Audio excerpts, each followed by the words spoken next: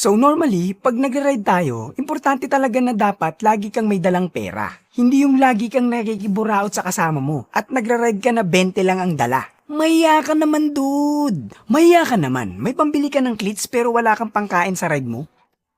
Pero, may mga times din naman na nakakalimutan mo lang din talaga magdala or mag-withdraw ng pera. Pre, nakalimutan kong mag-withdraw. Pero wala naman talagang wiwithdrawin. Buhay daga nga naman. Anyway, itong hack natin, maglagay ng random money sa loob ng handlebars at grips. Ang gagawin mo, tatanggalin mo yung grips, tapos maglalagay ka ng sapat na amount ng pera. Maganda, balutin mo din ito ng plastic, iwas basa. Pero itong pera na yan ay magsisilbing emergency funds mo in case na makalimutan mong magdala or mag-withdraw. At least may bubunutin ka pag tinawag ng pangangailangan.